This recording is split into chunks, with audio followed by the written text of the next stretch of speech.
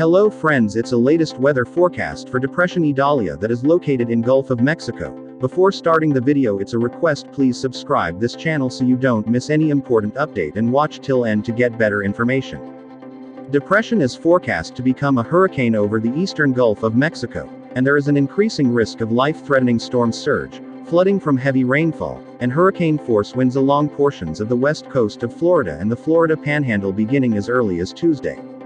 Although it is too soon to specify the exact location and magnitude of these impacts, residents in these areas should monitor updates to the forecast, have their hurricane plan in place, and follow any advice given by local officials. Storm surge and hurricane watches may be required for portions of the Gulf Coast of Florida later today, August 27. Heavy rainfall is expected across the eastern Yucatan Peninsula and western Cuba and may produce areas of flash and urban flooding and landslides across western Cuba. The depression is forecast to become a tropical storm later today, and tropical storm conditions are expected over portions of the Yucatan Peninsula and extreme western Cuba, with tropical storm conditions possible on the Isle of Youth. Scattered flooding from heavy rainfall is likely over in portions of the southeast U.S. by mid to late week. So far this morning, August 27, the overall cloud pattern of the tropical cyclone has not become significantly better organized. The small center is partially exposed on GOES 16 visible imagery, and convective banding features are still not very well defined.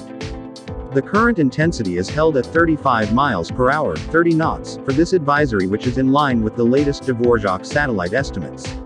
A NOAA Hurricane Hunter aircraft, flying at around 12,000 feet, is near the center of the system taking Doppler radar wind velocity measurements. These data should provide valuable information on the structure of the cyclone for initializing the numerical weather prediction models. The center of the cyclone appears to have been moving in a small clockwise loop overnight and into this morning, and it will probably complete this loop today. The initial motion estimate is now around 0902 knots. Steering currents should remain weak through today and tonight. Beginning on Monday, a mid-level ridge starts to build near southern Florida and eastward. This evolution should cause a generally northward motion during the next couple of days. In 48 to 72 hours, a mid-level trough dropping into the eastern U.S. will likely induce a turn toward the north-northeast and take the system across the northeast Gulf of Mexico coast on Wednesday.